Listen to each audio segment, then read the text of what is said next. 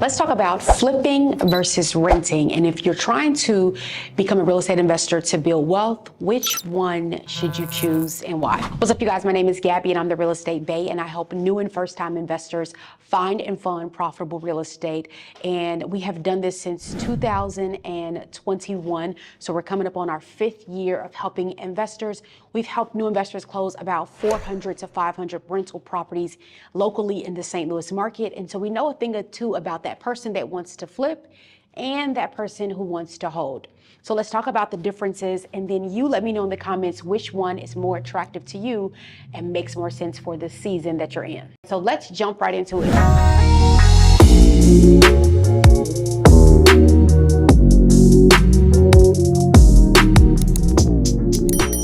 I want to define what flipping real estate is. Flipping real estate typically takes 12 months or less, sometimes longer if you have a little trouble with the flip, but typically it takes 12 months or less, and you're buying a low valued asset or an asset that is underappreciated, and you're going to build in, or what we call force the appreciation through a renovation. So oftentimes what you find is that flippers add bedrooms, they finish the basement, they update the kitchen, they are breathing life back into this home, and then they sell it back to the market for a premium. So that is what flipping is. Renting, you probably already know, but let's just describe it. You're going to buy an asset and you're literally going to spruce it up just a bit because it probably comes, for the most part, pretty turnkey or done. And then you're going to place a long-term or short-term, if you Airbnb or mid-term rental, tenant in the property, and that tenant is going to pay you monthly.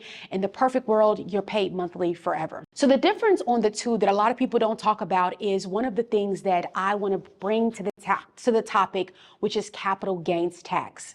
So when we ask ourselves the question, which one of these is going to build wealth, we have to understand that wealth is built through holding real estate and not built through building income through real estate flipping. So one of the things I want to put into perspective is that real estate flippers are not real estate investors. They're real estate entrepreneurs. And so a real estate entrepreneur typically has to have extremely good books or an extremely good long-term plan so that they're not hit with the infamous capital gains tax. Capital gains tax, depending on where your area is this exuberant amount of tax that the government charges you because they say, hey, you just made 100 grand, 50 grand, 60 grand. We need 20, 30, 40% of that right back to us when you file your taxes. Now, most of the time when people come to me and they want to flip real estate, they don't realize that the capital gains tax could eat away at the income that they were chasing. And so, in my opinion, there is a time to flip real estate and there is a time to hold real estate. I like to talk to the investor that starts the process off and they understand that they're flipping for a season to then take that capital to invest. The best way to do that is to know when you flip a home that you are going to have capital gains tax unless you have a different exit strategy. I want to share the most powerful one with you today, and that is the 1031 exchange.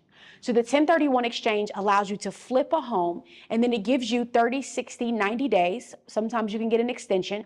It gives you a good amount of time to find another property to put those funds inside of so that you don't incur the taxes that are waiting for you at the end of the year. 1031 exchanges are so powerful because let's walk down a scenario. Let's say we bought a home together and the home value purchase price was $100,000 and we put $50,000 in the home for the renovation. And so we are all in $150,000. Maybe we used private money, maybe we used family. We got this project all done and all the money we spent was $150,000. And then we put it back on the home buyer market, which is the retail market. And we put it back on the market for $300,000. Maybe we added some bedrooms, we finished the basement, we put a new roof on, and we bought in the appropriate and right area to get such a large return.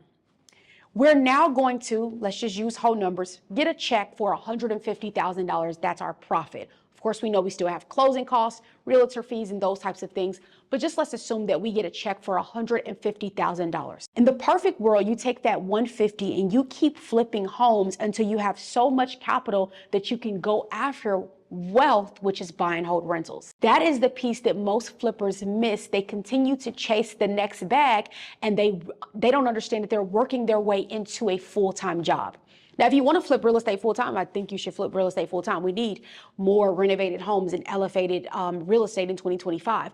But if your goal, when you clicked on this video, was to figure out how to build real estate wealth, then buying rentals and using the equity from those rentals over time is going to be the best exit for you. Now, in the event that you run out of capital and you say, okay, I'm out of money, I've tried all of these other things, maybe I should do a flip or two. I'm okay with that if I'm helping and coaching you right now.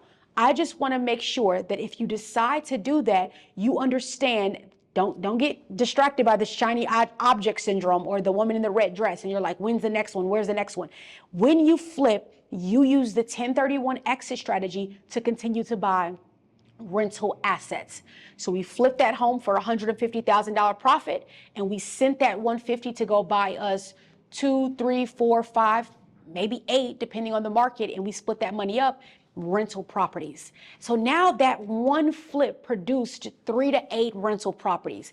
In my opinion, when it comes to building long-term wealth, there is no way to flip to build long-term wealth. Remember, wealth and income are not synonymous. If you want wealth, which means that you can work whenever, work wherever, and you don't have to manage projects all the time consistently, then flipping requires a lot more time, capacity, capital, and stress, in my opinion, because I've done it before, than holding real estate and rental assets. All right, so that's my take on real estate flipping. I think overall it matters if you do it within season, and if you do it, keep your eye on the prize that I'm flipping to build more cash so that I can buy more rentals.